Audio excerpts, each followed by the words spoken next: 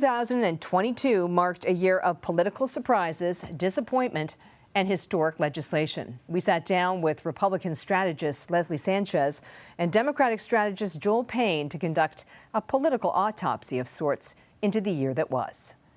Republicans put a tremendous amount of support behind Trump-endorsed candidates, and we saw statistically across the board, every one of them failed.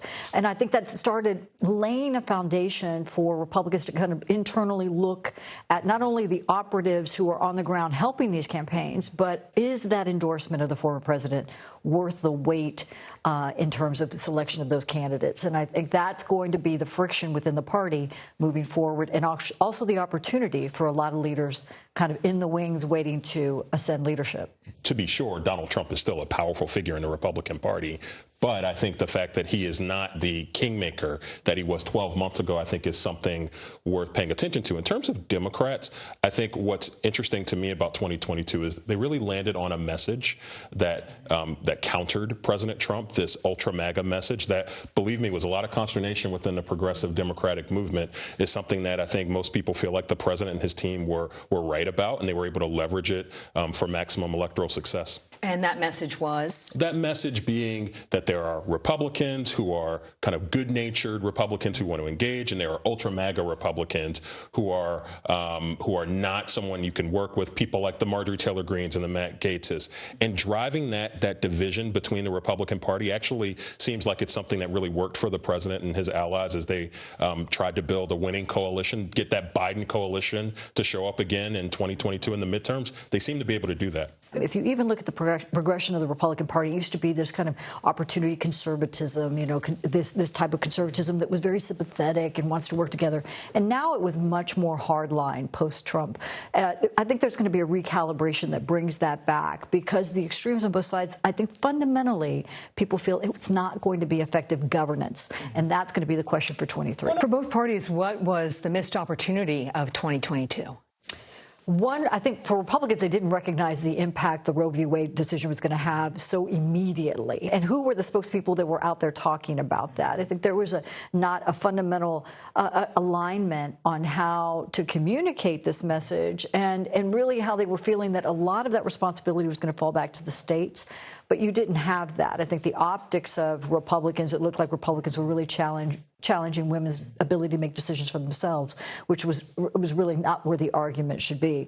I think for Democrats, letting Build Back Better kind of linger. The president named his agenda coming out of his 2020 election, Build Back Better. That was these kind of big ticket items on climate change and big investments, in public infrastructure, which I think the president was able to achieve some of. But the public discussion about that, the old saying that the sausage-making process is not popular, I think the president and his team certainly dealt with that. I think part of their missed opportunity was, or part of the opportunity for Republicans was calling this hiking, rise of inflation transitory. Republicans seized on the opportunity to say that they missed judging where the economy was going, that this ongoing tick, toward a recession was really going to impact a lot of voters and their decision making. So do we get to the end of 2023 and former President Trump is in the rearview mirror, or he's a political contender for 2024? I think we're going to know the answer to that question way before the end of next year. By the summer, we're going to start to understand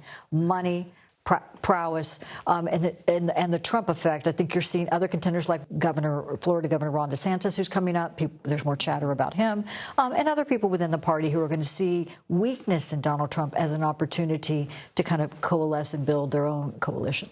Yeah, and I think regarding just, again, that Trump question that I call it, what type of field do Republicans put forth in 2023 going into 2024 to nominate their person to go against Joe Biden, who we are presuming will run on the Democratic ticket? Will they have a big, messy primary like they did in 2016? Will they clear the field for Donald Trump? Will anti-Trump Republicans center around whether it's a Ron DeSantis or kind of one Trump alternative? I think is just a really central question. I think it also will impact how Joe Biden kind of manages that relationship with Republicans and Republican voters. And how much will age be a factor, do you think, for President Biden? It will be. Look, it's a fair question. The president is at the most advanced age of anybody we've ever seen in this office. It'll certainly be something that I imagine my Republican friends will make an issue and will elevate for voters. I think it does not become an issue so long as it is not clearly affecting the job he's doing. If there are missteps, if there are challenges kind of doing the job of the presidency related to his vigor or his age, I think that becomes an issue. But it will be a generation gap in terms of age and the contrast. Donald Trump falling into that himself when you look at him compared to some of these governors that are coming up who have a reform model of success, particularly in Florida, post-COVID, that people are getting excited about. You're seeing even Youngkin in Virginia. People say, look, there's a model there of finding ways to come together and do solid reform in a very polarized environment, and they want more of that. Will these House Republican investigations into Hunter Biden, into Afghanistan, into other issues be an annoyance or a major challenge for the Biden White House? I think Republican leadership will tell you that that is part of the checks and balances that has been missing for the last 2 years, and they want to go back and ensure that there's a fair accounting and accountability for not only resources, but also poor management, judgment. Did the American people send a narrow Republican majority to the House for them to do that, to investigate Anthony Fauci, Hunter Biden, maybe Alejandro Mayorkas? I think not. I think the reason why Republicans underperformed in 2022 in the midterms is because they did not talk about the issues, by and large, that the American people wanted them to focus on. And that is the ultimate question that Kevin McCarthy, who we are sitting here on this day assuming he will be the speaker, but there is an open question about whether or not he actually has the support to do that, but whether a relatively weak Speaker McCarthy can manage that challenge of oversight, but also addressing the American people's concerns. I think people often say, that we've been hearing this week, Kevin McCarthy, kind of mantra, and I don't think that's a fair observation. He has been threading the needle with the Freedom Caucus and a lot of individuals, a very disparate type of conference, and putting them together, and they've agreed on a set of items: energy independence, border, security, that I think they're going to move forward with, narrow, focused, and hopefully aligned.